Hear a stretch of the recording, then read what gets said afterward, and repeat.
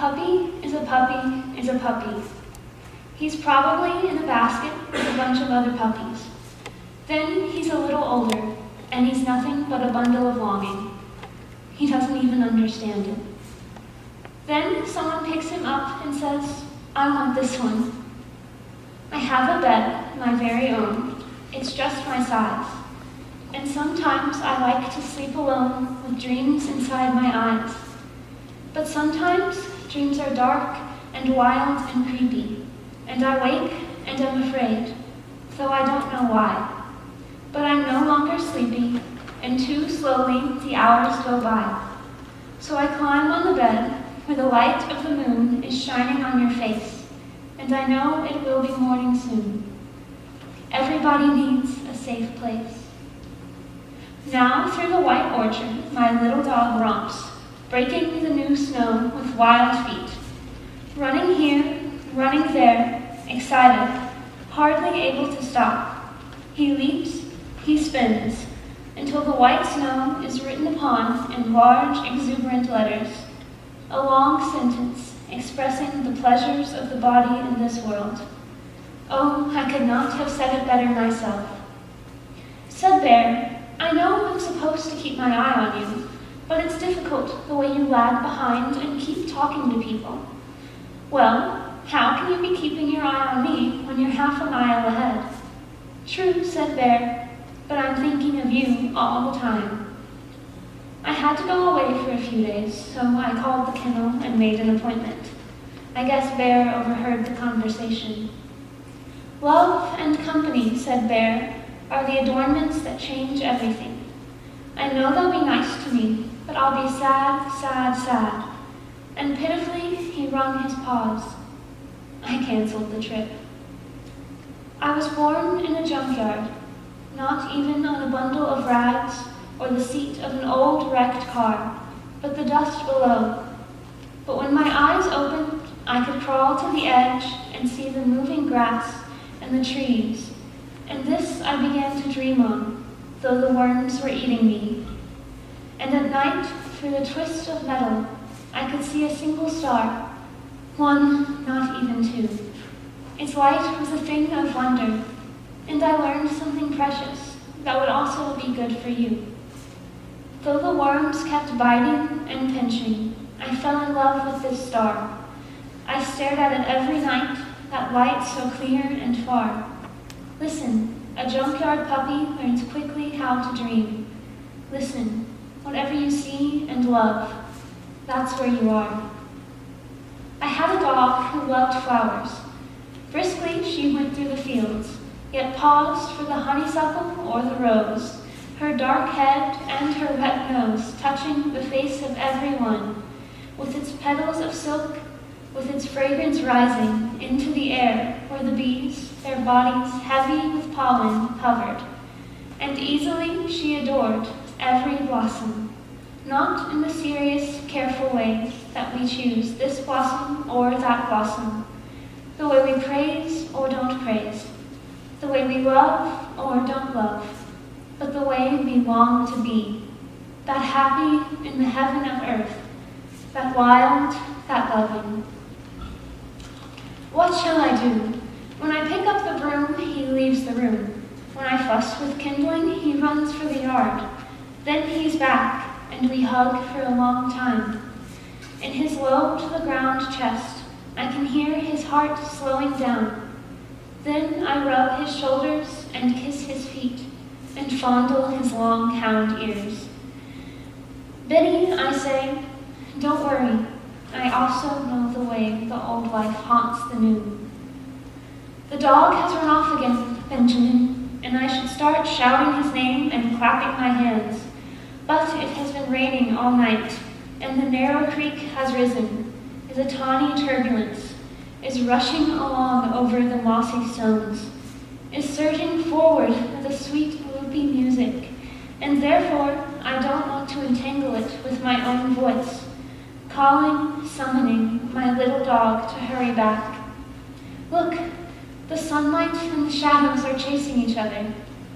Listen how the wind swirls and leaps and dives up and down. Who am I to summon his hard and happy body, his 4 white feet that love to wheel and pedal through the dark leaves, to come back to walk by my side, obedient? No use to tell him that he and the raccoon are brothers. You have your soft ideas about nature, he has others, and they are full of his white teeth and lip that curls, sometimes horribly. You love this earnest dog, but you also admire the raccoon, and Lord help you in your place of hope and improbables. To the black, masked gray one, run, you say, and just as urgently to the dog, stay. And he won't, or he will, depending on more things than I could name. He's sure he's right, and you, so tangled in your mind, are wrong, though patient and pacific, and you are downcast. And it's his eyes, not yours, that are clear and bright. You're like a little wild thing that was never sent to school. Sit, I say, and you jump up. Come, I say, and you go galloping down the sand to the nearest dead fish with which you perfume your sweet neck. It is summer. How many summers does a little dog have? Run, run, Percy. This is our school. He puts his cheek against mine and makes small, expressive sounds. And when I'm awake, or awake enough, he turns upside down, his 4 paws in the air, and his eyes dark and fervent. Tell me you love me, he says. Tell me again. Could there be a sweeter arrangement? Over and over he gets to ask. I get to tell. Percy wakes me, and I am not ready. He has slept all night under the covers. Now he's eager for action, a walk, then breakfast. So I hasten up. He is sitting on the kitchen counter where he is not supposed to be. How wonderful you are, I say. How clever, if you needed me to wake me. He thought he would hear a lecture, and deeply his eyes began to shine. He tumbles onto the couch for more compliments. He squirms and squeals. He has done something that he needed, and now he hears that it is okay. I scratch his ears, I turn him over and touch him everywhere. He is wild with the okayness of it. Then we walk, then he has breakfast, and he's happy. This is a poem about Percy. This is a poem about more than Percy. Think about it. What do you say, Percy? I am thinking of sitting out on the sand to watch the moon rise. It's full tonight. So we go, and the moon rises, so beautiful it makes me shudder. Makes me think about time and space. Makes me take measure of myself. One iota pondering heaven. Thus we sit, myself thinking how grateful I am for the moon's perfect beauty, and also, oh, how rich it is to love the world. Percy, meanwhile, leans against me and gazes up into my face, as though I were just as wonderful as the perfect moon. Your friend is coming, I say to Percy, and name a name. He runs to the door, his wide mouth in its laugh shape, and waves, since he has one, his tail. Emerson, I am trying to live, as you said we must, the examined life. But there are days I wish there was less in my head to examine, not to speak of the busy heart. How would it be to be Percy, I wonder, not thinking, not weighing anything, just running forward. The first time Percy came back, he was not sailing on a cloud. He was loping along the sand as though he had come a great way. Percy, I cried out, and reached to him, those white curls. But he was unreachable, as music is present, yet you can't touch it. Yes, it's all different, he said. You're going to be very surprised. But I wasn't thinking of that. I only wanted to hold him. Listen, he said, I miss that too. And now you'll be telling stories of my coming back, and they won't be false, and they won't be true, but they'll be real. And then, as he used to, he said, let's go, and we walked down the beach together. Ricky, can you explain explain how it is that Anne and I can talk with you as we did with Percy too, and we all understand each other? Is it a kind of miracle? It's no miracle, said Ricky.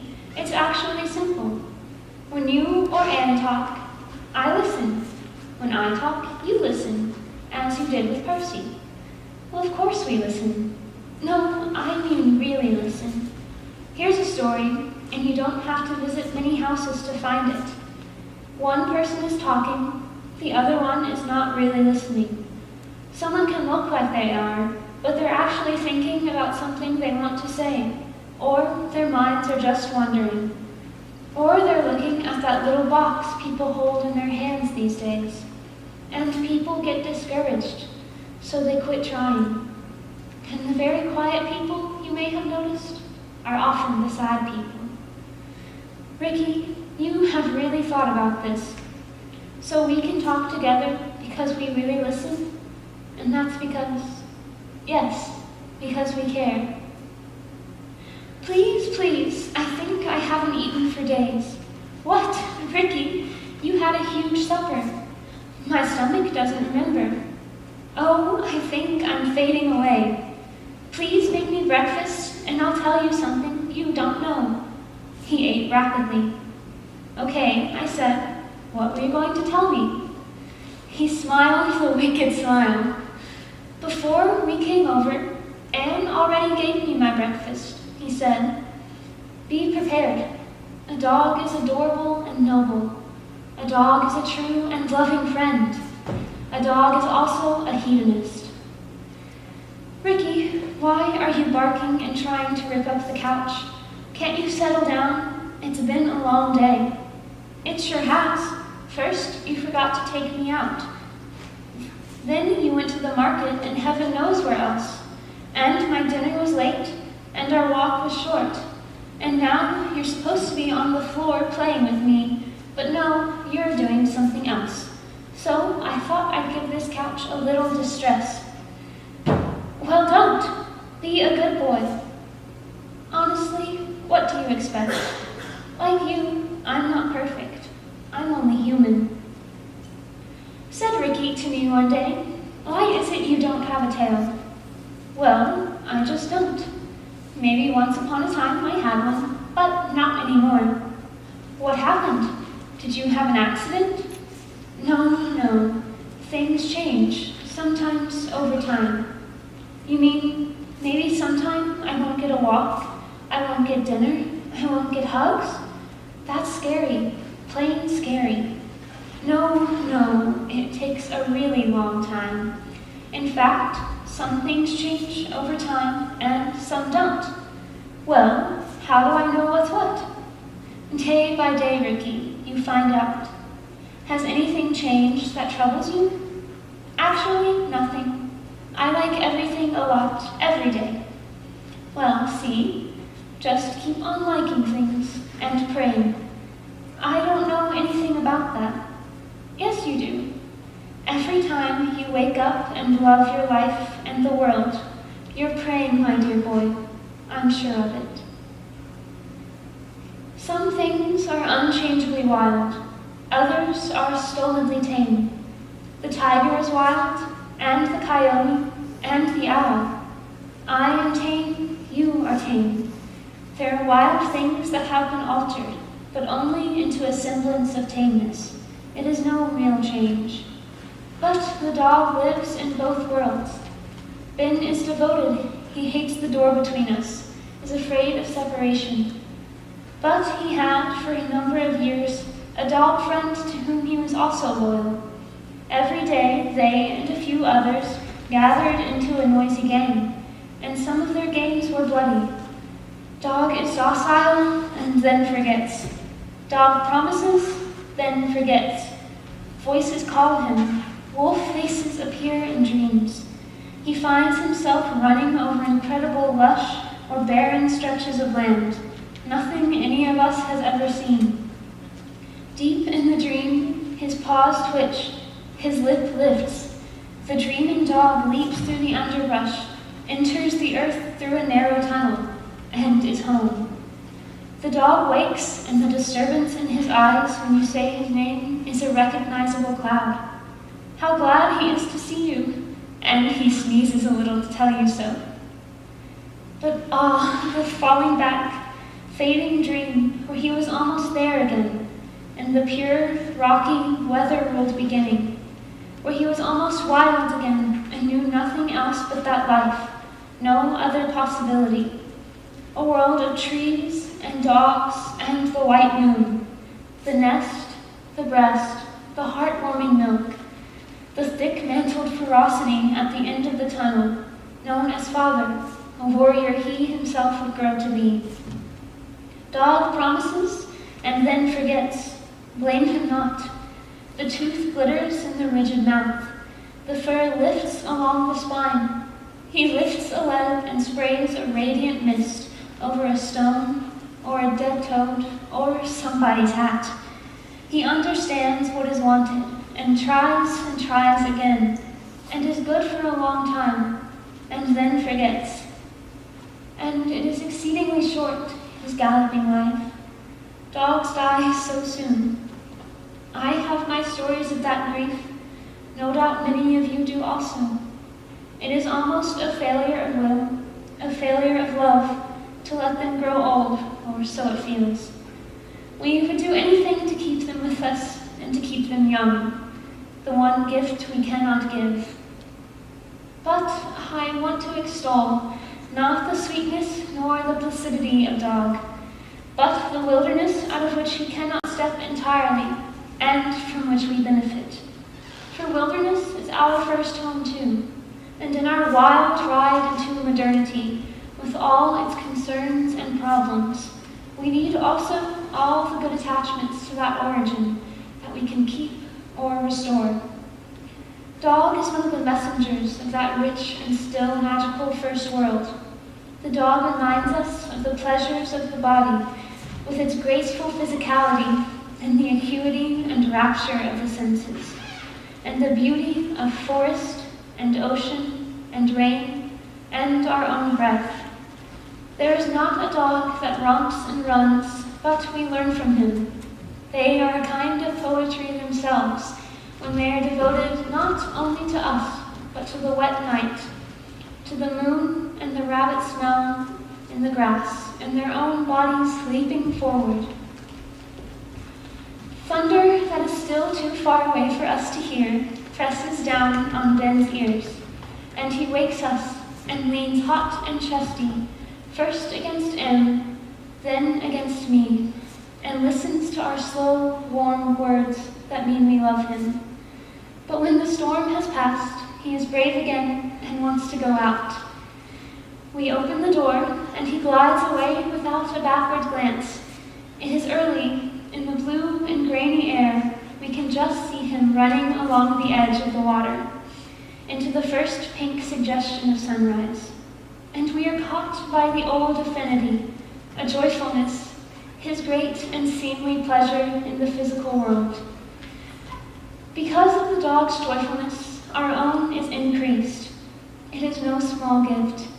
It is not the least reason why we should honor, as well as love, the dog of our own life, and the dog down the street, and all the dogs not yet born. What would the world be like without music, or rivers, or the green and tender grass? What would this world be like without dogs?